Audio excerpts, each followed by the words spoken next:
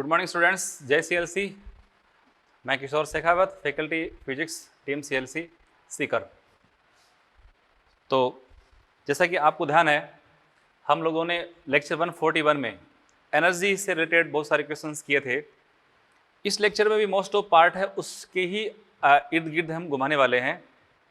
तो इसमें पहले कुछ छोटे मोटे टॉपिक हैं, वो मैं आपको बताऊं, वो आप देख लें, उसके बाद अपन आगे बढ़ेंगे।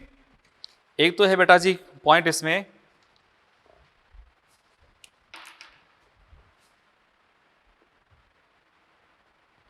पहला पॉइंट ले रहा हूं, बल आघूर्ण द्वारा किया गया कार्य। बल आघूर्ण द्वारा किया गया कार्य। एक होता है बल द्वारा कार्य। तो जैसा कि आप बल का जानते हो, बल द्वारा किया गया कार्य आप जानते हो, वहां आप पढ़ते हो dw बराबर एफ डी एक्स।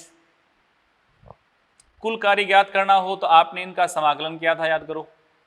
अब एफ डी एक्स है तो इसकी दिशा फिक्स होगी, एफ एक्स डी एक्स, तो आप एफ डी एक्स के रूप में यूज करोगे। तो ये w हमारे पास कितना है, समाकलन है dw का, ये अपने कर दिया इसका समाकलन x1 से लेकर के x2 तक, जो भी आपके लिमिट्स होती हैं। बस इसी तरह से आपको यहां पर फाइंड करना पड़ेगा वर्क डन बाई टॉर्क। तो वर्क डन तो वर्क डन है, वो किसी का नहीं होता, वो तो सबका है, चाहे वो ट्रांसलेटरी का है उसका भी सिंबल आपका ही रहेगा। तो उसमें हम क्या लिखने वाले हैं, w is equal to integration या समाकलन ऑफ dw, पर उसमें आप क्या लिखोगे, फोर्स के स्थान पे टॉर्क, और ये है आपका रेखीय विस्थापन, तो इसके स्थान पे आपको लिखना है कोणीय विस्थापन डी थीटा, और इसका हम कर देंगे थीटा 1 से 2 तक समाकलन। तो इस तरह से हमें बल आघूर्ण द्वारा संपन्न कार्य आ जाएगा, जिसमें आपको बल आघूर्ण है वो कोणीय विस्थापन के पदों में दिया जाएगा, और प्रॉपर लिमिट अब ये होगा रेडियन में, उसको लिख करके आप क्वेश्चन को कर लेंगे। तो एक पॉइंट तो ये हो गया। दूसरा पॉइंट बेटा जी इसमें मैं एक और ले रहा हूं, और वो है कार्य ऊर्जा पर में। इसको पहले भी अपन ले लिया था, आप यहां क्वेश्चंस करेंगे तो मैं इसको एक बार और ले रहा हूं। कार्य ऊर्जा पर में एक अपन ने पढ़ा था ट्रांसलेटरी मोशन के लिए, अब इसको अपन पढ़ रहे हैं रोलिंग मोशन के लिए या किसी भी मोशन के लिए, फॉर ऑल मोशन। तो मैं सबके लिए लिख रहा हूं, देखो, फॉर ट्रांसलेशनल या स्थानांतरणीय गति।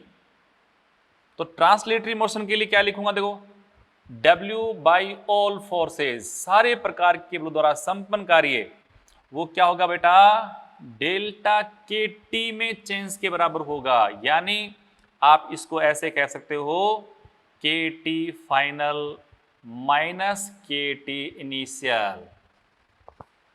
फॉर्मूले के रूप में पूरा बनाना हो तो आप इसको कह सकते हो, देखो, हाफ एम वी स्क्वायर है ना, तो वी अपन इसमें अलग करने वाले हैं, मास तो कांस्टेंट होगा, तो मैंने m/2 तो कॉमन ले लिया, तो ये बन गया v फाइनल का स्क्वायर माइनस v इनिशियल का स्क्वायर। यदि मैं कहता हूं इसमें दूसरा, for rotational motion, rotational motion हो रही हो तब होगा w ऑल, यानी सारे प्रकार के बलों द्वारा संपन्न कार्य, संरक्षित बल, असंरक्षित, आंतरिक, बाह्य, सारे प्रकार के बल, तब हम इसको लेंगे डेल्टा के आर, और यहाँ पे के आर फाइनल माइनस के आर इनिशियल, और उसमें आप I/2 कॉमन ले सकते हो, तो omega final square minus omega initial square, ये आपका शेष रह जाएगा। फिर यदि मैं लेता हूं इसको for rolling motion, for pure rolling motion, तो रोलिंग मोशन में W all is equal to बन जाएगा डेल्टा के टोटल, जिसमें से आप लोग m/2 इंटू, देखो, 1 प्लस बीटा आप वहां पे कॉमन ले सकते हो, तो बचा कितना, v final square minus v initial square. दो बनाएंगे इक्वेशन, जिसमें से m/2, और ये तो है कांस्टेंट सब में, इसको बाहर ले लेंगे, और ये आपका चेंज होगा, तो ये अपन ने काम ले लेना है, तो कार्य भी इसमें अपन कर लेंगे। उसके बाद देखो मैं एक पॉइंट इसमें और ले लेता हूं, और ये है बल आघूर्ण की शक्ति पावर, बल आघूर्ण की शक्ति, पावर भी अपन याद करते हैं। तो पावर एक तो अपन पढ़ते हैं रेखीय गति में, वहां थी याद करो एफ डॉट वी, और यहाँ पे पावर किसकी, ये पावर है रेखीय गति में, और मैं यहाँ निकाल रहा हूँ किसमें, रोटेशन में, रोटेशन वाले में, वहां फोर्स का तो टॉर्क, और ये रेखीय वेग का तो कोणीय वेग। ये लो साहब, बाकी क्वेश्चंस में अपने आप आते चले जाएंगे। तो 3 फॉर्मूले हमने यहाँ पर काम किए हैं। पहला है बल आघूर्ण द्वारा किया गया कार्य, दूसरा है कार्य ऊर्जा परमेय, इसका बड़ा रूप आपने बहुत अच्छे से पढ़ा हुआ है वर्क पावर एनर्जी और टॉपिक में, और ये है बल आघूर्ण की शक्ति, जिसके फॉर्मूले आप रेखीय गति के बना चुके हो। अब हम कर रहे हैं किसमें, कोणीय गति में। तो इनको एक बार वापस अच्छे से तैयार कर लो, फॉर्मूलों को याद कर लो। अब अपन इनके पहले क्वेश्चन करेंगे, फिर और नई चीजें आपने पढ़नी है। तो आ जाइए साहब, सबसे पहले आप आइए क्वेश्चन, एक पावर का क्वेश्चन देख लो पहले, शक्ति वाला। यह है सोल्ड एग्जाम्पल 6th। उसमें कह रहा है कि एक जेट विमान के इंजन द्वारा उत्पन्न बल आघूर्ण ज्ञात करना है। जेट विमान के इंजन द्वारा उत्पन्न बल आघूर्ण ज्ञात करना है, जो 2400 आरपीएम रिवॉल्यूशन पर मिनट पर 2000 हॉर्स पावर की बराबर शक्ति उत्पन्न कर रहा है। तो आपको इससे बल आघूर्ण पूछ लिया, तो ओनली सामान्य P is equal to torque into omega. आपसे पूछा है टॉर्क, वो है पावर अपॉन ओमेगा। तो इसमें मेन दिक्कत है कि वैल्यू पुट कैसे करनी है, इसका बड़ा लोचा है। तो पावर तो आपको दे रखी है कि इसमें हॉर्स पावर में, देखो मैं इसका यहां लिख दूं, torque is equal to power upon omega. Power upon omega जो है उसको मैं लिख रहा हूं 2 पाई एफ। पावर कितना बेटे जी, पावर यहां है 200 हॉर्स पावर, यानी 200 हॉर्स पावर, एक हॉर्स पावर में होता है 746 वाट। वाट क्या है, वाट है शक्ति का SI मात्रक, और हमें SI मात्रक ही रखना पड़ेगा। ठीक है जी, तो ये पावर तो प्रॉपर वे में आ गई। अब आते हैं अपन 2 पाई इंटू एफ, क्या लिखा है हमसे यहां पर, ये लिखा है 2400 रिवॉल्यूशन पर मिनट, यानी फ्रीक्वेंसी एफ दे रखी है 2400 आरपीएम, चक्कर प्रति मिनट, 1 मिनट में इतने हैं, तो 1 सेकंड में कितने हैं, उसको हम कहते हैं आरपीएस। तो उसके लिए मैंने कहा था 1 आरपीएम कितना, 1/60 आरपीएस, इसमें 60 का भाग दे दो, तो 2400 अपॉन 60, ये बन गया आरपीएस या हर्ज। ये इससे कैंसिल, ये हो गया 40। तो 2 पाई इंटू 40। अब इसको सॉल्व कर दो भाई। तो ये मैथमेटिक्स आपको खुद करनी पड़ेगी। 2 से अगर उड़ाता हूं तो ये बन गया आपका 1000, या इसको उड़ा दो इससे, ये भी कंप्लीट हो गया। 4 से इसको अपन उड़ा दें तो ये हो गया आपका 25, इसको 750 मान लो, इसको 25 मान लो, फिर ये पाई है रफली 3.14। इसको सॉल्व कर लो, सॉल्व करने के बाद इसकी जो वैल्यू है 5937 टॉर्क, ये है आपका न्यूटन इंटू मीटर, ये इसका आंसर आ जाएगा। ठीक है बेटे, तो ये प्रश्न आपका हो जाना चाहिए भाई। अब आगे बढ़े आप, और आगे बढ़ते बढ़ते आ जाए और क्वेश्चन देखें आप, देखें इसमें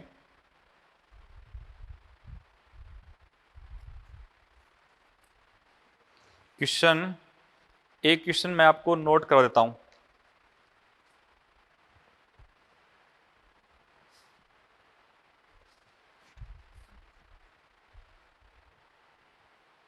जिस नोट कर लिया आप, नत तल पर लुढ़कती चकती के केंद्र का वेग v से 2v हो जाए तो उसकी गतिज ऊर्जा में वृद्धि ज्ञात कीजिए। नत तल पे बॉडी को अपन छोड़ेंगे, वस्तु नीचे आएगी, तो कैसे आएगी, लुढ़कते हुए, यानी रोलिंग मोशन होगी, रोलिंग मोशन होगी ना।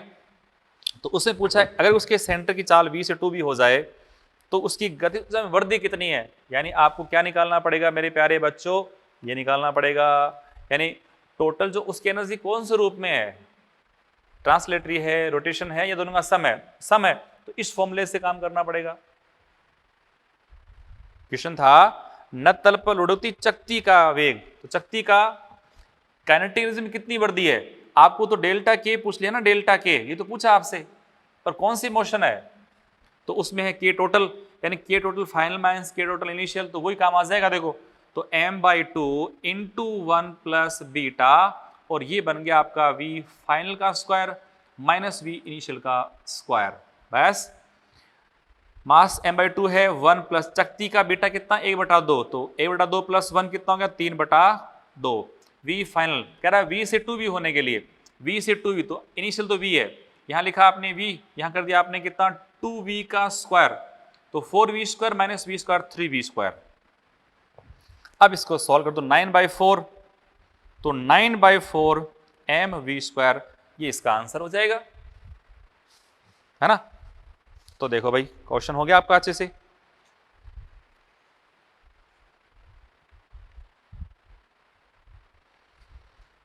अब हम दो इंपॉर्टेंट केस डील करने वाले हैं, दो बहुत ही इंपॉर्टेंट केस डील कर रहे हैं।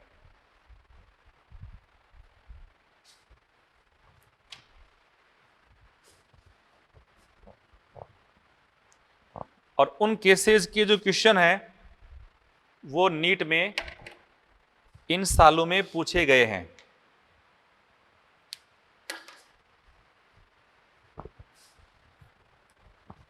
क्वेश्चन है या टॉपिक मान लीजिएगा कि एक बॉडी को आपने इंक्लाइंड प्लेन के शीर्ष से छोड़ दिया और फिर वस्तु बिना फिसले लुढ़कते हुए अर्थात रोलिंग मोशन करते हुए, लौटनी गति करते हुए नत्तल के पेंदे तक यानी आधार तक यदि आती है तो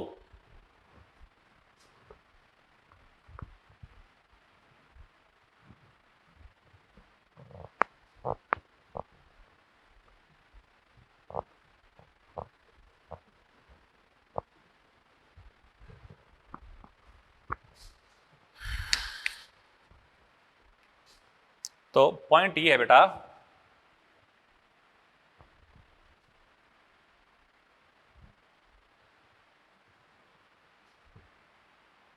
ये कोई एक नत्तल है, नत्तल है बेटे जी फिक्स्ड, ये इसका आनत कोण थीटा, झुकाव कोण, इसके टॉप पर हमने एक वस्तु दृढ़ पिंड विराम से छोड़ा है।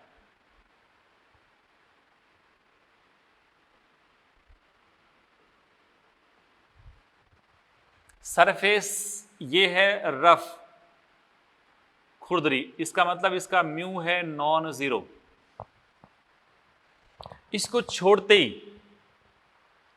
ही वस्तु में फिसलने की प्रवृत्ति नीचे होगी, तो उस इंस्टेंट पर जैसे वस्तु नीचे की तरफ फिसलना चाहेगी तो गति की प्रवृत्ति नीचे, तो फ्रिक्शन फोर्स ऊपर की तरफ, ये इसका लगा फ्रिक्शन फोर्स। अब ध्यान दो, वैसे इस पे नीचे फोर्स mg है, इस तरफ फोर्स क्या लग रहा है बेटा जी, ये लग रहा है आपका mg साइन थीटा। कहां पे, इसके सेंटर ऑफ मास पर। इस mg साइन थीटा की जो एक्सिस है, एक्सल लाइन ऑफ फोर्स, पहले कुछ थ्योरेटिकल कॉन्सेप्ट देखें आप इसमें कि mg साइन की जो एक्सल लाइन है वो कहां से पास हो रही है, सेंटर ऑफ मास से, और जो फ्रिक्शन फोर्स है इसकी एक्सल लाइन कहां से पास हो रही है, वो इसकी सरकमफेरेंस, इसकी परिधि के संपर्क बिंदु से पास हो रही है। बात क्लियर। और बॉडी देखो इस तरफ तो मूव करेगी, इस तरफ तो मूव करे और ऐसे रोटेट करेगी, तो रोटेट जब करेगी तब आप देख पा रहे हैं कि इसमें जो रोटेशनल एक्सिस है इसके अबाउट तो घूम रही है ना, तो ये एक्सिस है इसके अबाउट घूम रही है, ये इसका सेंटर मास है, ऐसे घूम रही है और आगे बढ़ेगी ऐसे, इस तरह से मोशन करते हुए आगे इसको जाना है। अब आगे जाने में क्या क्या इसमें रोल है, किसका रोल है, वो आप समझें पहले। तो देखें आप, यदि मैं पूछूं कि सेंटर मास की परितः है इस mg साइन थीटा का टॉर्क कितना है, गौर करना अच्छे से, सेंटर ऑफ मास के परितः मैं नेट टॉर्क आपसे पूछता हूं, तो टॉर्क किसमें इसका किसका है, एक तो है mg साइन थीटा का प्लस टॉर्क किसका बेटा जी, फ्रिक्शन का। जिसमें mg साइन की एक्सिस तो इसके सेंटर ऑफ मास से पास हो रही है, इसलिए इसका टॉर्क कितना 0 हो गया। टॉर्क ओनली किसका है? फ्रिक्शन फोर्स का। अब वो किस तरह पर देखो, देखो ये इसकी एक्शन लाइन, ये इसकी एक्सिस हो गई, ये पॉइंट इसका P, तो O से P, ये इसका R बन गया, R क्रॉस F। तो इससे इसमें घूमने की प्रवृत्ति कैसी आई?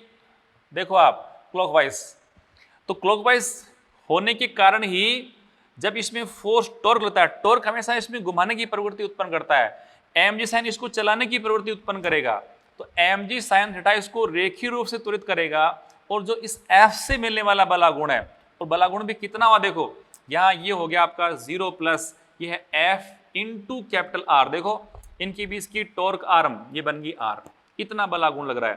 ये बलागुण किस तरह है देखो आप, जो आपका नेट बलागुण है वो है तो F इंटू R, परंतु कैसा हुआ? क्लॉकवाइज। इसका मतलब इस वस्तु में जो ओमेगा है वो बढ़ेगी, क्योंकि कौन बढ़ा रहा है इसको? टॉर्क।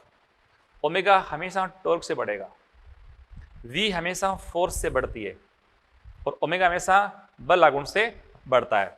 अब दोनों को ध्यान दो आप, mg साइन यहां पे क्या करने वाला है? सिर्फ इसकी चाल को बढ़ाएगा। इस mg साइन से V इंक्रीज होगा, और टॉर्क से बेटा जी क्या? टॉर्क मतलब फ्रिक्शन फोर्स से। फ्रिक्शन फोर्स क्या कर रहा है? यहां पर कोणीय चाल बढ़ाने में हेल्प कर रहा है, कोणीय चाल बढ़ाने में हेल्प कर रहा है। फिर देखें आप, जो फ्रिक्शन फोर्स है इसके बारे में एक बहुत ही खास बात क्या है, आपने पढ़ा होगा फ्रिक्शन में, और कार्य जब आपने टॉपिक पढ़ा है तो कार्य बल टॉपिक में आपने बात पढ़ी होगी, बल गुणा विस्थापन। विस्थापन किसका था? विस्थापन था किसका? संपर्क बिंदु का, पॉइंट ऑफ कांटेक्ट का। तो पॉइंट ऑफ कांटेक्ट, जैसे कोई बॉडी इस तरह से साथ चलते हुए अगर चलती है ना, तो संपर्क बिंदु है वो नीचे वाले सरफेस के साथ फिसलते हुए मूव कर रही है, परंतु इस वाले में देखो आप, यहां इस बॉडी का ये संपर्क बिंदु है, ये नीचे वाला इंक्लाइंड प्लेन उसका संपर्क बिंदु है, ये दो पॉइंट है वो तो केवल एक क्षण मात्र के लिए कांटेक्ट में है, अगले समय पर क्या होगा? ये संपर्क आपका हट जाएगा। इसका मतलब ये वस्तु का जो इस बॉडी का ऊपर वाला पॉइंट है, इस पॉइंट का इसके साथ फिसलते विस्थापन है ही नहीं, यानी point of application of force, जैसे इस पॉइंट पे फ्रिक्शन फोर्स लग रहा है यहां, परंतु इस फ्रिक्शन फोर्स का इन दोनों के साथ में संपर्क रहते हुए विस्थापन कितना? 0 है। Point of application of force का विस्थापन कितना? 0 है। इसलिए फ्रिक्शन फोर्स है तो सही, पर फ्रिक्शन फोर्स द्वारा संपन्न कार्य कितना? 0 है। फ्रिक्शन फोर्स कार्य नहीं कर रहा है, कार्य यहां पर नहीं कर रहा है। इसलिए फ्रिक्शन फोर्स का रोल सिर्फ किस में है? इसकी कोणीय चाल बढ़ाने में है, इसकी काइनेटिक एनर्जी को रोकने में नहीं है। बहुत शानदार बात है यहां पर। ये फ्रिक्शन फोर्स क्या कर रहा है? ये इसको घूर्णन के लिए आवश्यक बल आघूर्ण प्रदान कर रहा है, ये इसकी स्पीड को कम नहीं कर रहा है। क्यों नहीं कर रहा है? क्योंकि संपर्क बिंदु एक क्षण के लिए यहां पे संपर्क में है, और संपर्क बिंदु का यहां पर फ्रिक्शन फोर्स के साथ रहते विस्थापन कितना? 0 है। तो कार्य कितना हुआ? 0। अब देखो, जब फ्रिक्शन फोर्स यहां है, यदि फ्रिक्शन फोर्स नहीं होता, बात एक और ध्यान देना, यदि यहां फ्रिक्शन फोर्स नहीं होता है, फ्रिक्शन फोर्स के ना होने पे क्या होगा? फ्रिक्शन के ना होने पर टॉर्क नहीं होगा, और टॉर्क नहीं होने पर इसमें ओमेगा नहीं आएगा। इसका मतलब लौटनी गति संभव नहीं है। लौटनी गति के लिए फ्रिक्शन आवश्यक है, स्लीपिंग मोशन के लिए फ्रिक्शन आवश्यक है नहीं, वो अलग मुद्दा है। उसके लिए आवश्यक है भी नहीं है, नहीं भी है, वो हो तो भी हो सकती है, नहीं हो तो भी हो सकती है, तो आवश्यक शर्त नहीं है वो। परंतु for rotation, for rolling motion, for rolling motion यानी पूर्ण जो लौटनी गति है, उसके लिए घर्षण बल का होना आवश्यक है। तो ये एक अपने आप में अगला छोटा क्वेश्चन हो गया ना, तो ये भी ध्यान देना आप। अब देखो, हमने कहा यहां विस्थापन है नहीं, फ्रिक्शन फोर्स के अगेंस्ट कोई कार्य हो नहीं रहा, फ्रिक्शन फोर्स है भी पर कार्य नहीं हो रहा, इसका मतलब यहां फ्रिक्शन फोर्स के विरुद्ध संपन्न कार्य 0 है। तो हम यहां इस गति के दौरान यांत्रिक ऊर्जा संरक्षण का नियम है लगा सकते हैं, यांत्रिक ऊर्जा संरक्षण का नियम लगा सकते हैं। तो वस्तु जब इसके सिर से पैंधे तक आती है तो घर्षण बल के विरुद्ध संपन्न कार्य 0 होता है। इस कारण से हम यांत्रिक ऊर्जा संरक्षण के नियम को लगा रहे हैं, और मैं लिख रहा हूं by conservation of mechanical energy. और उसमें अपन क्या बोलेंगे कि इसके शीर्ष पर यदि इसको विराम छोड़ा जाता है तो इसकी मान लो हाइट नत्तल की मैं h मान लूं, तो h ऊंचाई पे इसके पास सिर्फ और सिर्फ इसका मास मान लेता हूं स्मॉल m, r इसकी रेडियस है।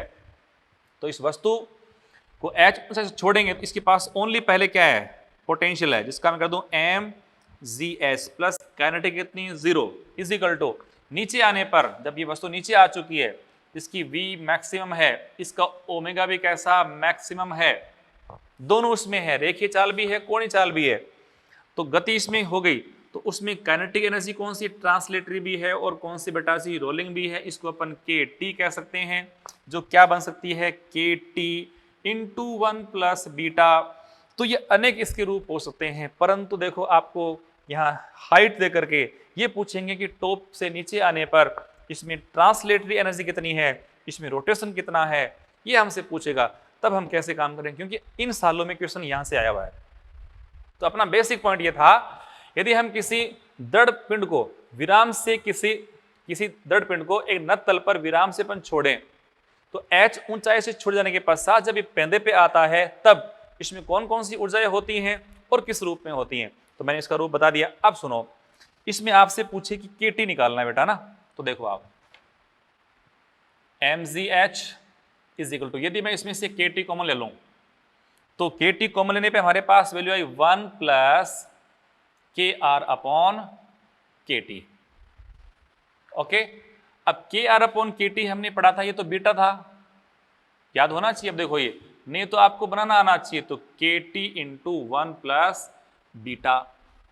अब मुझे इसमें से kT फाइंड करना हो कि पेंदे पे आने के पास बाद इसमें स्थानांतरण गतिज ऊर्जा कितनी है, तो आपने इसका मान क्या निकाल लिया, देखो mgh अपॉन 1 प्लस बीटा या mgh upon 1 plus k square by r square, चलेगा।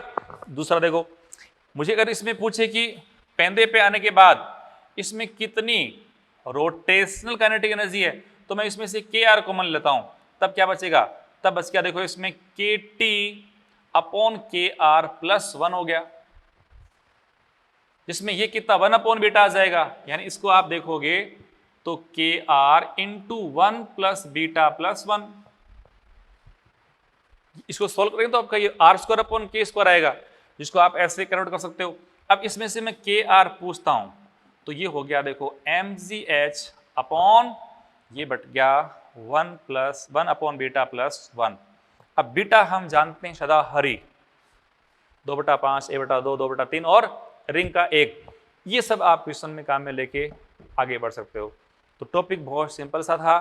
एक अपन ये बात सीखी कि लौटनी गति के लिए घर्षण बल आवश्यक है, परंतु इस गति में घर्षण के विरुद्ध संपन्न कार्य शून्य होता है, इसलिए हम यांत्रिक ऊर्जा संरक्षण के नियम को लगा सकते हैं और लगा देंगे तो हमें नीचे आने के बाद जो पोटेंशियल एनर्जी उसका कितना भाग ट्रांसलेटरी में है, कितना उसमें रोटेशन में है, वो अपन ज्ञात कर सकते हैं। ये एक तरह से टोटल एनर्जी है, उसका इतना भाग हो गया। अब इस पे क्वेश्चन देखो आप, क्वेश्चन है एग्जाम्पल 28, पढ़ लो इस क्वेश्चन को। एक ठोस बेलन द्रव्यमान 2 kg, रेडियस 0.1 मीटर, 4 मीटर ऊंचाई वाले नत तल की शीर्ष से नत तल पर शुद्ध लौटनी गति आरंभ करके निचले सिरे तक पहुंचता है, तो निचले सिरे पर इसकी घूर्णन गतिज ऊर्जा ज्ञात कीजिए। यानी आपको kr पूछी है, आपको kr पूछ ली और वस्तु क्या थी, ठोस बेलन, तो आराम से इसको सॉल्व कर दो। m मास कितना था देखो। अब देखो ये सब चीजें आपने बना ली, ये थोड़ी होता है कि अपन को लास्ट में याद रहता है, याद हमें ये रहता नहीं है, हमें रहते हैं कॉन्सेप्ट याद रहते हैं कि टॉप पे उसके पास थी एनर्जी mgs। देखो अपन शुरू से काम करते हैं इसमें क्वेश्चन में कि एग्जाम जब आप दे रहे होते तब इसको करना कैसे है, तो उस रूप में आपको काम करना ही चाहिए। तो क्वेश्चन मैं इसको डाल दूं, देखो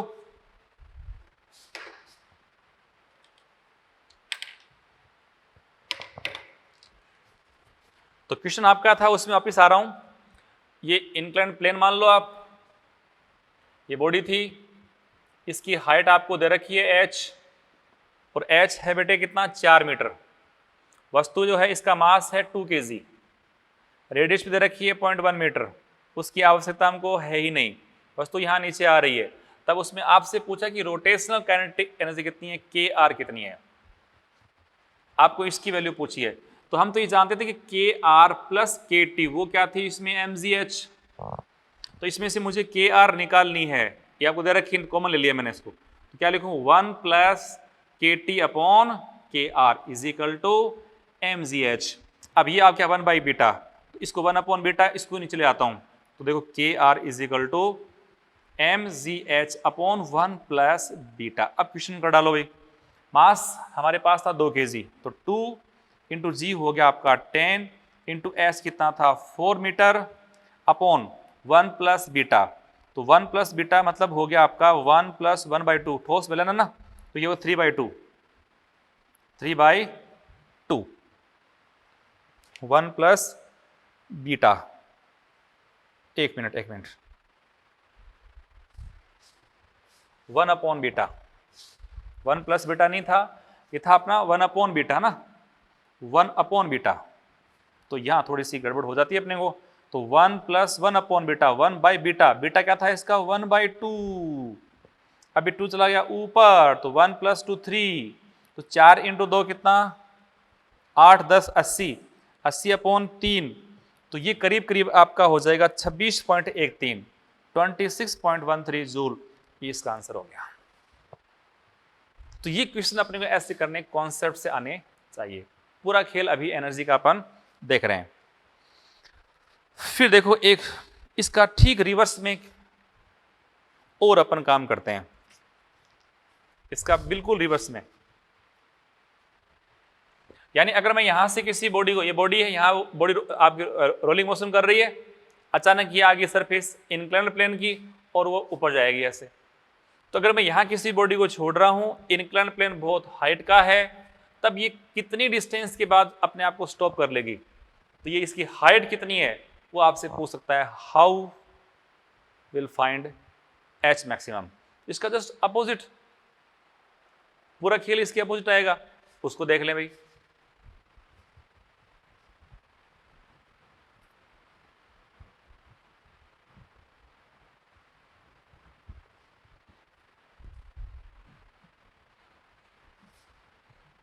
तो एक वस्तु समतल सतह पर, समतल खुरदरी सतह पर शुद्ध लौटनी गति कर रही है, अचानक उसके मार्ग में एक खुरदरा नत आ जाता है और वस्तु उस पर चढ़ना शुरू कर देती है, तो एक अधिकतम ऊंचाई के पश्चात वस्तु विराम अवस्था में आ जाती है। उस स्थिति में वस्तु द्वारा प्राप्त की गई अधिकतम ऊंचाई ज्ञात कीजिए, या ऊंचाई दे रखी हो तो वस्तु का प्रकार ज्ञात कीजिए।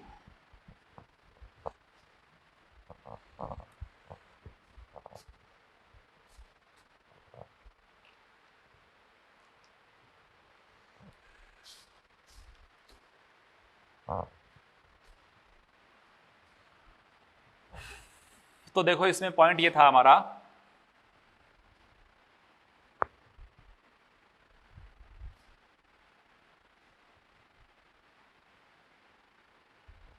ये कोई बॉडी है,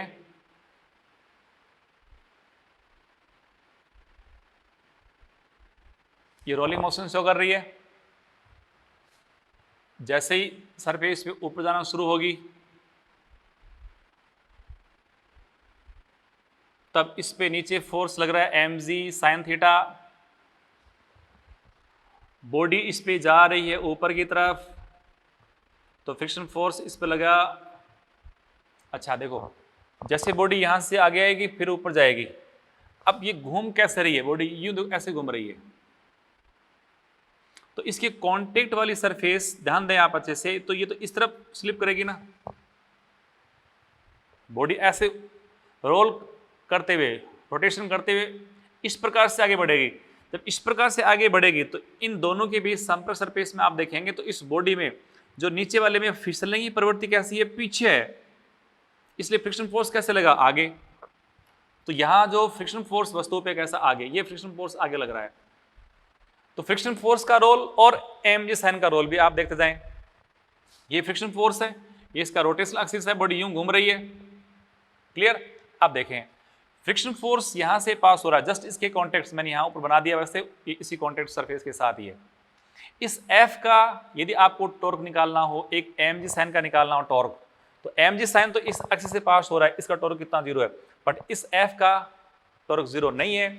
ये इसकी देखो, मैं इसको O पॉइंट मान लूँ, ये इसको P मान लूँ, येलो साहब यहाँ इसका RK, P इसका बन गया फोर्स, R क्रॉस F यानी इस तरफ टेंडेंसी इसकी रोटेशन क्या आएगी, घूम ऐसे रही है, टॉर्क इसको ऐसे घुमा रहा है या चाह रहा है, इसकी पहले ओमेगा ज्यादा है, इसका मतलब ये F क्या करेगा, ये इसको एंगुलर रूप में, कोणीय रूप में अवमंदित करेगा, इसमें एक मंदन उत्पन्न हो जाएगा, यानी कोणीय मंदन यानी अल्फा इसमें उत्पन्न हो जाएगा।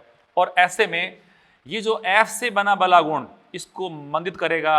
इसकी स्पीड यहाँ थी आगे v, ये थी इसका ओमेगा, तो इसको कौन डिक्रीज कर रहा है, फ्रिक्शन फोर्स का बला गुण, और इस v को कौन डिक्रीज कर रहा है, mg साइन थीटा से लगने वाला मंदन।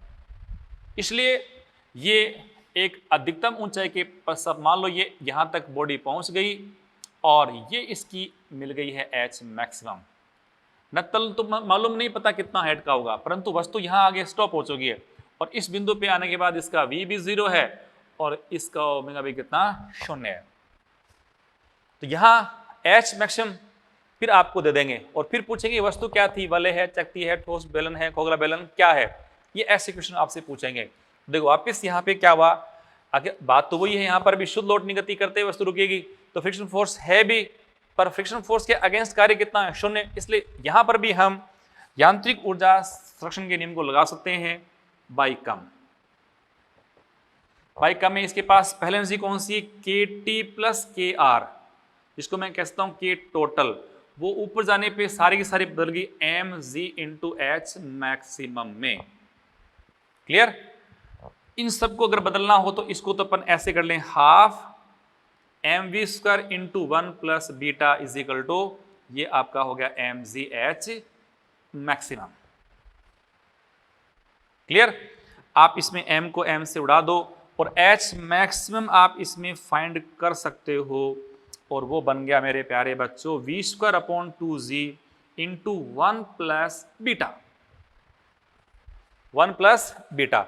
अब जो हमारे पास अनेक प्रकार की वस्तुएं हैं, यदि उन वस्तुओं के लिए अपन बनाते हैं कि इसकी H मैक्सिमम कितनी आएगी, H मैक्सिमम कितनी आएगी वो देखें अपन, तो देखें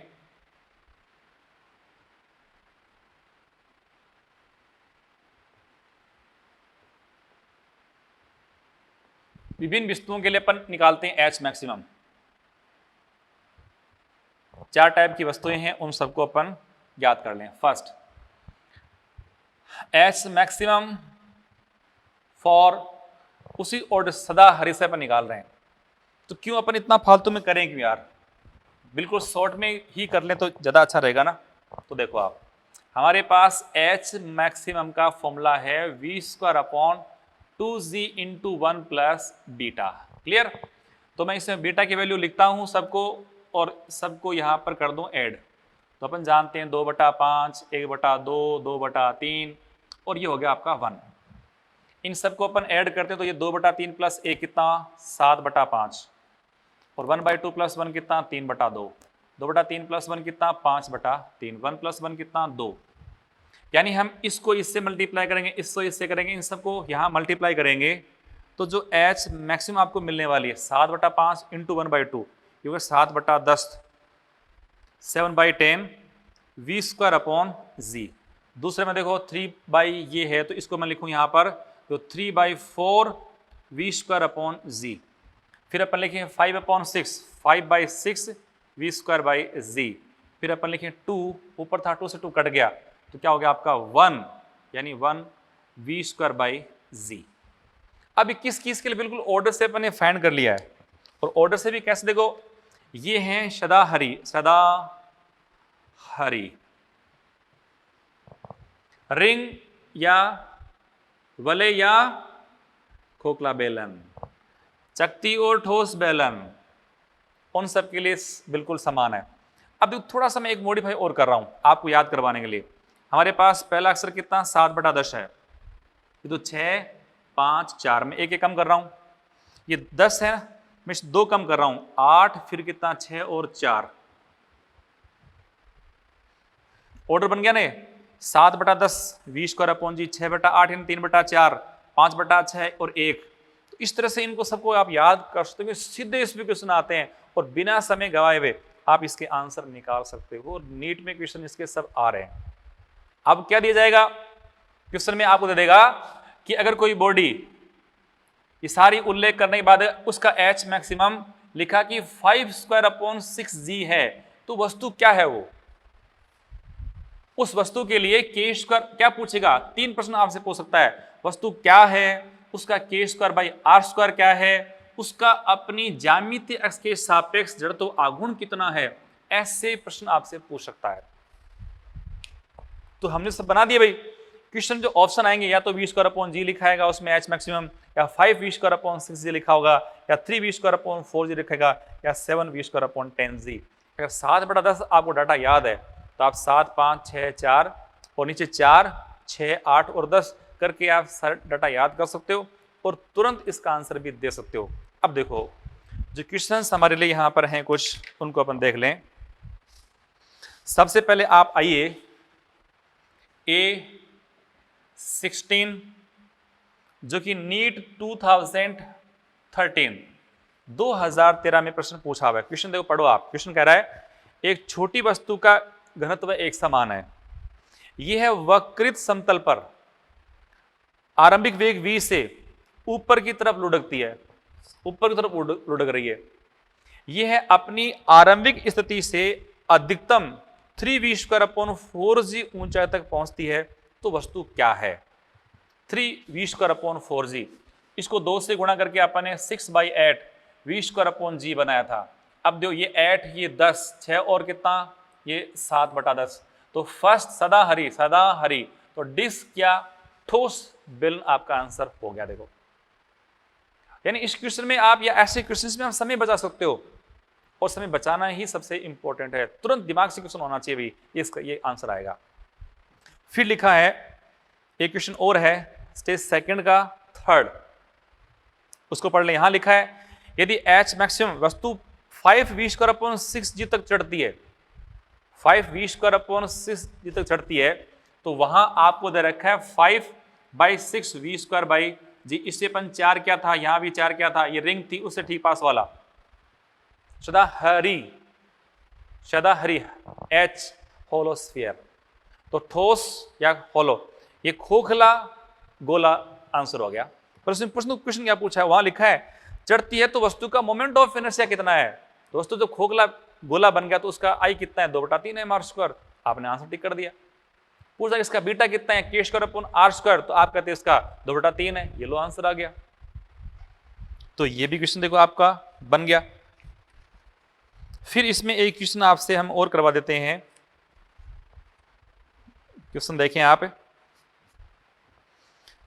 स्टेज से, हाँ बहुत ही जबरदस्त क्वेश्चन, नीट 2018 में प्रश्न पूछा हुआ एक, उसी पर बात करेंगे। पर पहले उससे आओ, स्टेज फर्स्ट का क्वेश्चन 49, फर्स्ट का 49, उसमें क्वेश्चन लिखा है 2 kg का ठोस गोला चिकनी क्षैतिज सतह पर 10 मीटर पर सेकंड से लुढ़क रहा है, इसके पश्चात एक क्षैतिज से 30 डिग्री। आप देखो इन सारे फॉर्मूलों में कहीं भी नत्तल पे जो कोण कितना है, ये इस कोण पे डिपेंड नहीं करता है, वस्तु की त्रिज्या उस पर डिपेंड नहीं करता है, वस्तु की प्रकृति पर डिपेंड कर रहा है पूरा खेल।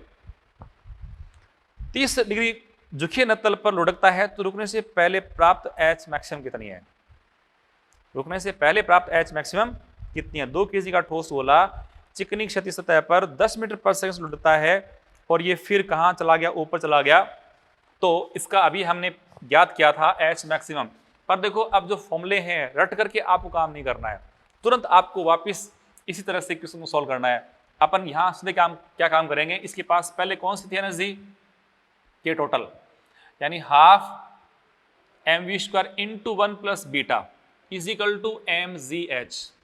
ये तो याद हो सकता है ना, m से m को उड़ा दूं। तो आपसे पूछा है इसमें h मैक्सिमम, तो हम क्या लिखेंगे बेटा, देखो v square upon 2g into 1 plus beta. यहां तक आ गए आप। अब इसमें वैल्यू पुट कर दो, सोल्व कर लो। क्वेश्चन क्या था, 2 kg का ठोस गोला, तो ठोस गोले के लिए बीटा कितना, 2/5। तो ये हुआ 7/5। ये मामला खलास। इसकी स्पीड कितनी बटे 10 मीटर पर सेकेंड, तो ये v स्क्वायर कितना देखो हो गया 100 अपॉन 2 इंटू जी हो गया 10, 7 से तो 700 इंटू 5 से गुणा कर दो तो ये हो गया फिर 10, तो 700/100 7 जूल आंसर आ गया। जी का मान यदि आप इसमें यूज करते हो 9.8, जी नीचे अपन ले रहे हैं तो 10 से अपन कुछ कम करेंगे तो कुछ मान ज्यादा आ जाएगा, और आंसर दे रखा है 7.1 आ जाएगा, उससे 9.8 लेते ही तो कोई इश्यू नहीं है। हाँ जी, अब क्वेश्चन देखो, एक बहुत ही प्यारा क्वेश्चन है। नीट 2018 ए का 31 स्टेज 4 ए का 31 क्वेश्चन देखें आप उसमें, तो एक क्वेश्चन उसमें लिखा है कि एक दृढ़ पिंड है जिसका मास m है, रेडियस उसकी r है, अपनी x के प्रत्यय कोणीय वेग ओमेगा से चक्रण गति कर, चक्रण मतलब स्पिन, स्पिन मतलब घूर्णन, चक्रण मतलब स्पिन करना, घूमना, अपनी एक्सिस के अबाउट बस पड़े पड़े घूमते रहना, उसको आप कहते हैं स्पिन।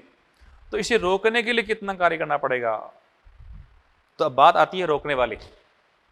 तो रोकना मतलब कंप्लीटली उसकी फाइनली काइनेटिक एनर्जी कितनी, 0। तो अब एक पहले पॉइंट लिखो आप, रोकने के लिए किया गया बाह्य कार्य, किसी वस्तु को रोकने के लिए किया गया बाह्य कार्य।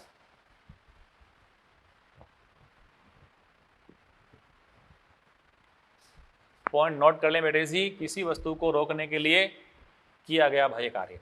रोकना हो तो बल कैसे लगाओगे, गति की दिशा में, गति के विरुद्ध, बोलो बोलो, मन में बोलो अपने। वस्तु चल रही, रोकना है तो गति की दिशा में बल लगाएंगे, गति के विरुद्ध विरुद्ध लगाएंगे। अब बल तो इस तरफ विस्थापन आ गया है, तो कोण कितना 180, तो कार्य कैसा आएगा, नेगेटिव। बात पहले पड़ी। तो किसी वस्तु को रोकने के लिए बाह्य बल द्वारा संपन्न कार्य ऋणात्मक होगा, और आपसे पूछे कि इसमें कौन सा बल लग रहा है, तो आप बोलेंगे बाह्य बल, एक ही बल है, वस्तु को रोक रहे हो आप, इसका मतलब वस्तु अंत में रुक रही है, तो उसकी काइनेटिक एनर्जी अंत में कितनी हो रही है, 0 हो रही है। तो देखो पहला फर्स्ट, तो फर्स्ट मैं ले लूं यहां पर कि शुद्ध घूर्णन करती वस्तु को रोकने के लिए बाह्य कार्य, तो कार्य नेगेटिव होगा। अपन इसको कैसे करेंगे, कार्य ऊर्जा परमेय से, WET से आपने पढ़ा W all by is equal to delta k. वस्तु कौन सी प्योर रोटेशन कर रही है, वो भी कौन सा, KR, तो हम क्या लिखें, KR final minus KR initial. KR final तो कितना हो चुका है, 0, तो हमारे पास वैल्यू क्या बची, माइनस का KR इनिशियल, जिसमें अपन इसमें कार्य निकालेंगे, तो कार्य ओनली यहाँ पे कौन सा है, ओनली एक्सटर्नल फोर्स, और उसका भी कार्य नेगेटिव है, तो मैं लिखूं माइनस का K एक्सटर्नल, माइनस का W एक्सटर्नल, माइनस में ले रहा हूं क्योंकि अपोजिट कार्य था, इजिकल टू माइनस कितना बट बेटा जी, KR, वो भी कौन सा, इनिशियल, माइनस से माइनस कैंसिल। मीनिंग क्या हुआ कि ऐसे प्रश्नों में जो बाह्य कार्य है वो किसके बराबर है, वस्तु के आरंभिक गतिज ऊर्जा के बराबर है। तो किसी वस्तु को रोकने के लिए आवश्यक कार्य उसकी आरंभिक गतिज ऊर्जा के बराबर है। क्लियर, तो इसको आप चाहें तो कर दें half I into omega initial का स्क्वायर। अब लेता हूं दूसरा B, वो है शुद्ध लौटनी गति। यदि वस्तु कर रही है तब उसको रोकना हो, तब भी ये कहानी इसमें आएगी, और उस समय हम क्या लिखेंगे, W external is equal to, ये आपका होगा K टोटल इनिशियल के बराबर, यानी half mv square into 1 plus beta के बराबर। पर यहां v कौन सी है, v इनिशियल के बराबर है। इन पे अपने क्वेश्चन करना है। अब पहले पढ़ लेना अच्छे से कि यहां गति किस प्रकार की है, प्योर रोटेशन है या प्योर रोलिंग मोशन है। बात क्लियर है ना, बोलो। अब आओ क्वेश्चन में देखो, नीट 2018 का क्वेश्चन है A31 क्वेश्चन पढ़ लें। इसमें लिखा है कि 3 वस्तुएं हैं A, B और C। A है सॉलिड स्फीयर, ठोस गोला। दूसरा है बेटा जी डिस्क, चकती। और तीसरा है वलय, C है वलय। ये 3 वस्तुएं हैं, तीनों समान द्रव्यमान की हैं। तीनों वस्तुएं समान द्रव्यमान m, सबकी रेडियस r है, सबकी सब अपनी एक्सिस के अबाउट ओमेगा कोणीय वेग से घूम रही हैं, सारी एक समान कोणीय वेग से घूम रही हैं। तब कह रहा है कि इन वस्तुओं को रोकने के लिए किए गए कार्य का क्रम ज्ञात कीजिए। इन वस्तुओं को रोकने के लिए किए गए कार्य का क्रम ज्ञात कीजिए।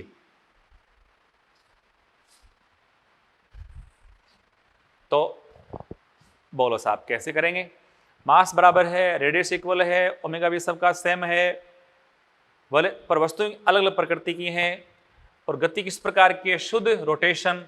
तो कार्य कितना बेटा जी? ये रहा। तो अगर मैं इसी फॉर्मूले को थोड़ा सा एक्सटेंड कर दूं, देखो यहां पर इसी फॉर्मूले को कर रहा हूं extend, half I omega square. तो हाफ आई कितना लिखूं मैं? बॉडी की प्रकृति पता ही नहीं है तो एम के स्क्वायर, या देखो आई अगर प्रकृति नहीं पता हो तो beta into M R square into omega square, और वो सबके लिए बराबर है। चेक कर लो अच्छे से बस। तो यहां जो डब्ल्यू एक्सटर्नल है मेरे प्यारे बच्चों, उसको आप देख चुके हो। आई वस्तु की प्रकृति मालूम ना होने पर आप बीटा के स्थान पे क्या लेते हैं? बीटा आई के स्थान पे beta into M R square. अब एम और आर दोनों का सबका सेम है, तो आप देखें एक्सटर्नल वर्डन है वो बीटा के समानुपाती है। बीटा बल सदा हरी, सदा हरी। जिसका बीटा सबसे अधिक है उसका कार्य सबसे ज्यादा है। आंसर फटाफट आ गया आपका। देखो ए बी सी हमारे पास है, इन तीनों में और ऑर्डर से है, पहले ठोस गोला है, फिर जगती सदा सदा हरी, ये लो। तो ये ऑर्डर आ गया। तो डब्ल्यू ए, डब्ल्यू बी और डब्ल्यू सी में सबसे अधिक कार्य कौन सा होगा? किसके लिए होगा? वलय को रोकने के लिए सबसे अधिक कार्य करना पड़ेगा। बिल्कुल आ गया ना आंसर। तो हम बार बार कह रहे हैं सदा हरी बीटा 1 प्लस बीटा। बीटा जो है 2/5, 1/2, 2/3 एंड 1 बहुत ही इंपॉर्टेंट डाटा है, समझे? तो आसानी से आप इसको क्वेश्चन कर पाए। देखो फिर एक क्वेश्चन और देखो आप, स्टेज फर्स्ट का। अच्छा वो तो अपन ने कर लिया क्वेश्चन। अब मैं आपको होमवर्क दे दूंगा कुछ क्वेश्चंस का। तो एक तो देखिए आप क्वेश्चन ए का 35, ए का 35 नीट 2019 में प्रश्न पूछा, उसको तो अपन कर लेते हैं। देखो कितना अच्छे क्वेश्चन आ रहे हैं, अपन कर पाएंगे नहीं कर पाएंगे भी। हम जो क्वेश्चंस, देखो मैं सारे क्वेश्चंस को साथ लेके आ रहा हूं। इससे फायदा क्या होता है? आपका समय बचता है और सारी के सारे मॉड्यूल आपका साथ हो जाएगा। लास्ट में सब क्वेश्चन हो जाएंगे आपके। तो क्वेश्चन कह रहा है ये कि 100 केजी द्रव्यमान व 2 मीटर त्रिज्या की चकती। क्वेश्चन बना लो पूरा तो साथ में सॉल्व हो जाएगा। चकती है, इसका मास m है बेटा जी 100 केजी, और इसकी रेडियस r बराबर है 2 मीटर। किसी क्षैतिज फर्श पर लुढ़कती है, तो चल भी रही है घूम भी रही है। इसके संहति केंद्र यानी सेंट्रो मास की चाल 20 सेंटीमीटर पर सेकंड, v वो है 20 सेंटीमीटर पर सेकंड यानी 0.2 मीटर पर सेकंड। बदल लग रहा तुरंत ही। तो इसे रोकने के लिए कितने कार्य की आवश्यकता होगी? तो कौन सी गति है बच्चों? लुढ़कती है, सेंट्रो मास की स्पीड रखी है, तो प्योर रोलिंग मोशन। तो इसमें कार्य कितना होगा? ये तो आंसर देखो आप सीधे निकाल सकते हो ना भाई, इसमें कार्य कितना होगा? टोटल जो काइनेटिक है उसमें चेंज के बराबर। तो आप इसे सोल्व कर डालोगे तो यहाँ पे जो आपका डब्ल्यू एक्सटर्नल जो होगा कार्य जो अपन करेंगे वो क्या है बेटा? Half m into V square into 1 plus beta. वस्तु क्या थी? वस्तु क्या थी बच्चों? चकती थी। तो चकती का 1/2, 3/2, 3/2 तो 3/4, 3/4 m वी स्क्वायर। तो ध्यान दें आप 3/4 इंटू m था बेटे जी 100, v था 0.2, तो 0.2 इंटू 0.2, चाहे पॉइंट हटा दो तो यहाँ कर दो इसको 100, ये इससे कैंसिल, तो ये 4 से 4 कैंसिल, तो 3 जूल, ये आंसर आ गया। हो गया फटाफट, झटके से क्वेश्चन हो जाते हैं देखो, पर कॉन्सेप्ट से आपको साथ चलते रहना पड़ेगा, पढ़ते रहना पड़ेगा, रुकना नहीं है, थकना नहीं है, हारना नहीं है, बढ़ते जाना है। फिर देखें आप, इसमें क्वेश्चन एक है स्टेज फर्स्ट का 60 क्वेश्चन, वो आप खुद कर लें, आपसे हो जाएगा। फिर देखो एक स्टेज फर्स्ट का 41, 42, ये दोनों क्वेश्चन भी आप कर लें। स्टेज सेकंड का क्वेश्चन 4 है, वो भी आप कर लें। तो इतने अगर क्वेश्चन आप कर लेते हो तो अपना भला हो जाएगा, कर भला तो हो भला।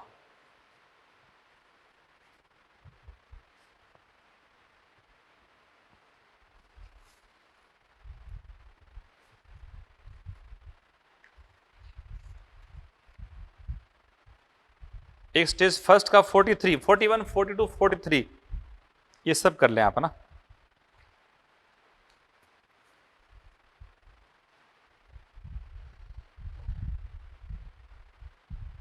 तो इसके बाद हम लोग स्टार्ट करेंगे अब, वैसे इसका बेसिक अपन ने पढ़ लिया है, पर आगे जो अपन पढ़ेंगे, नत तल पे जो वस्तु अपन छोड़ेंगे तो नीचे आने पे उसका वेग कितना है, उसका त्वरण कितना है, उसको कितना समय लगा। आपने फ्री फॉलिंग केस पढ़ लिया, चिकनी वस्तु सरफेस पे वस्तु गति कर रही है तो उसकी ट्रांसलेटिव मोशन आपने पीछे पढ़ी हुई है। अब उसमें रोलिंग करते हुए नीचे आएगी तो कितना होगा। वैसे हम तो यहाँ पर तीनों को कंपेयर करेंगे, फ्री फॉलिंग भी करेंगे, स्लिपिंग मोशन भी करेंगे, रोलिंग भी करेंगे, सबका अपन यहाँ पर कनेक्शन भी स्थापित करेंगे, क्योंकि उसी पे क्वेश्चन आते हैं। ठीक है बेटा जी।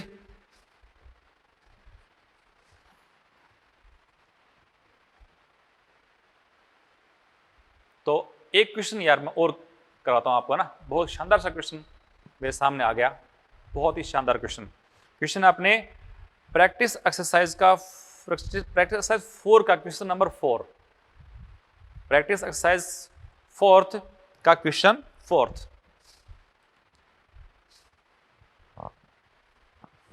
बहुत ही शानदार प्रश्न है।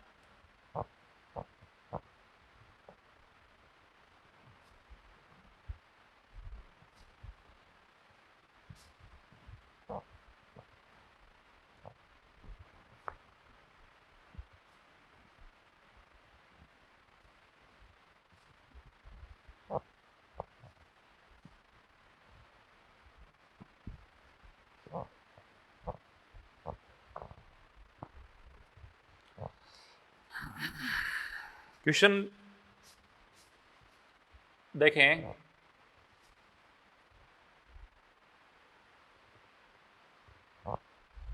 ये कोई एक नत्तल, इसकी पूरी ऊंचाई h है, जिसका ये आधा भाग h/2, अगला आधा भाग h/2।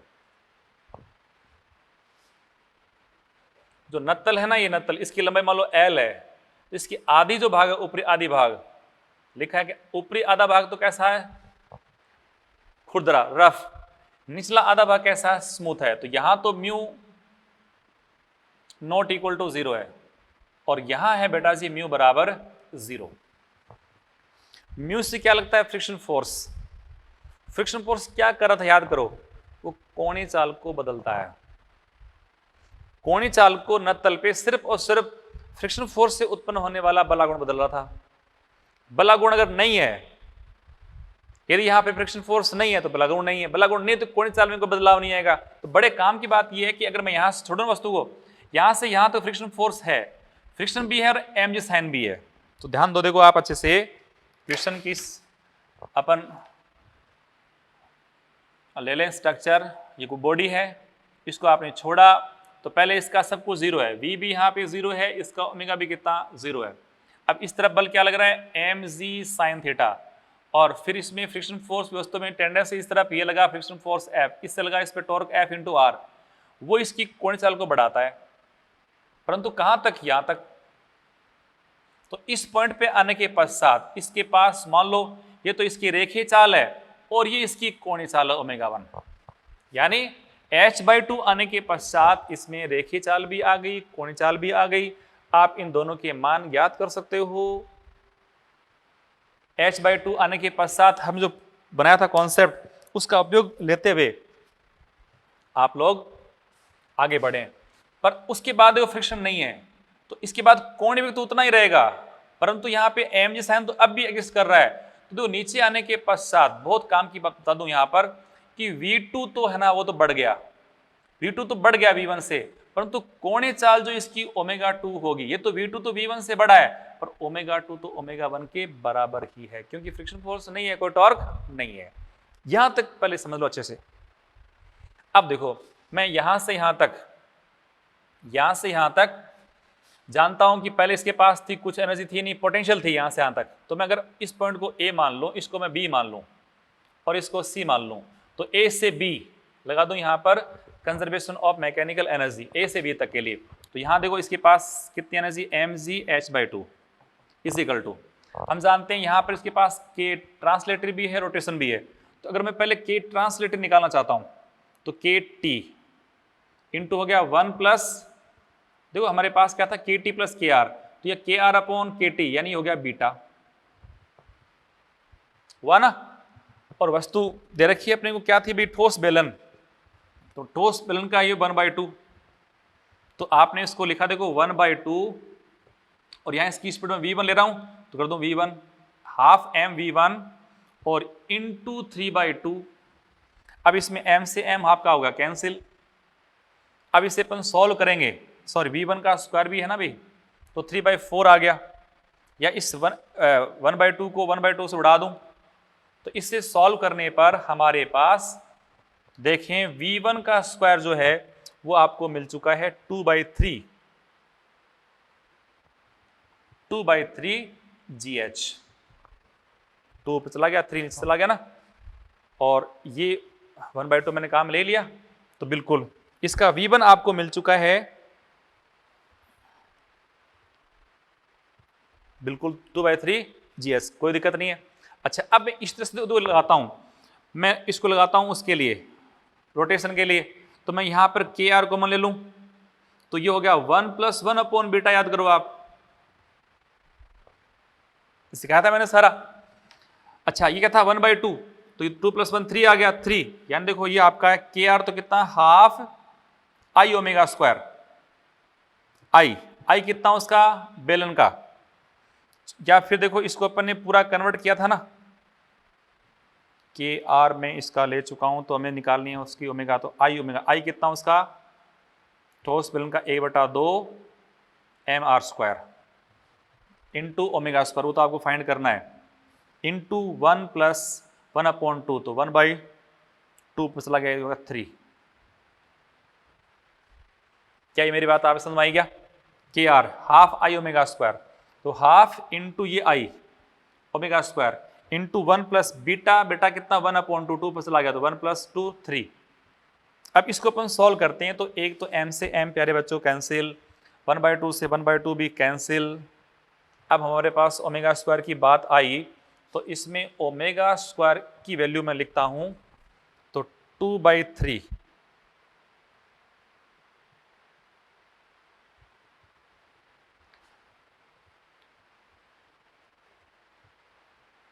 इसमें r² भी है ना, हाँ ठीक, वो नीचे चला गया, तो 2/3 ये GH अपॉन r²। क्लियर? बिल्कुल ठीक ढंग से काम कर लो, बस ये ही मेन चीजें हैं जो अभी अपन ने सीखी हैं पूरी, और मैंने इनको उसी रूप में काम में लिया है।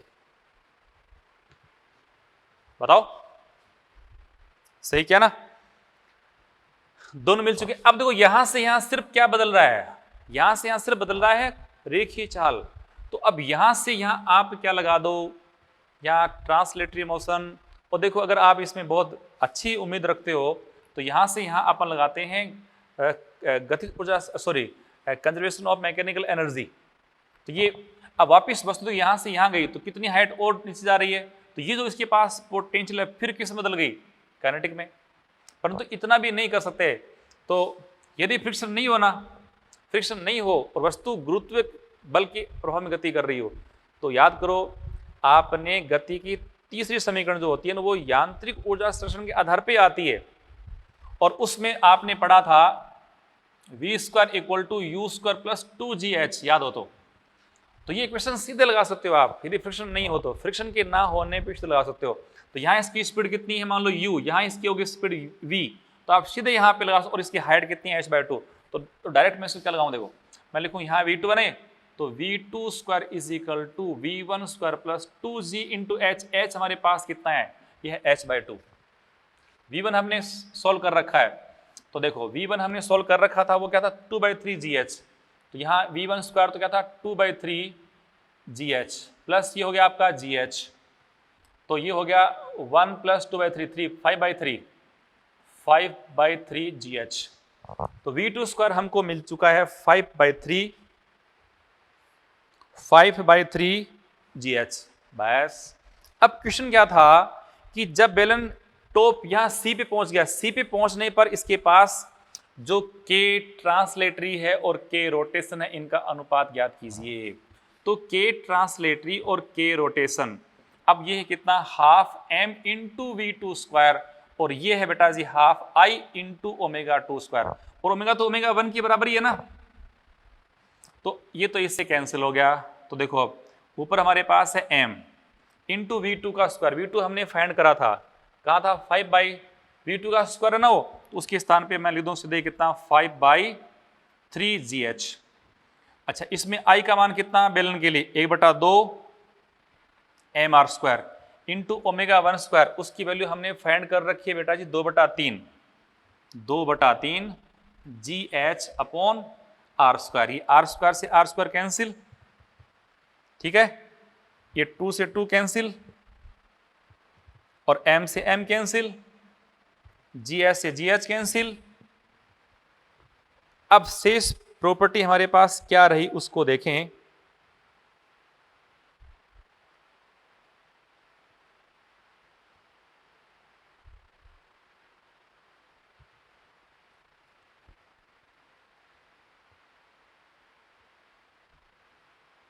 अच्छा फिर देखो ये 1/3 ये भी इससे कैंसिल, तो बचा क्या, सिर्फ 5/1, ये रेशियो आ गया। अब देखो इस क्वेश्चन को बड़े अच्छे से करना कि यहाँ इसके पास कितनी ट्रांसलेटरी है, कितनी काइनेटिक है, यहाँ कितनी इसके पास ट्रांसलेटरी कितनी काइनेटिक है, यहाँ सब कुछ कितना रोटेशन है, पूरा का पूरा आप कन्वर्ट कर सकते हो और अच्छे से इसको कर सकते हो। तो बहुत ही बेहतरीन क्वेश्चन अपन ने कर डाला है। तो इसी के साथ अपन इस लेक्चर को यहीं समाप्त करते हैं। ओके, थैंक यू, जय CLC।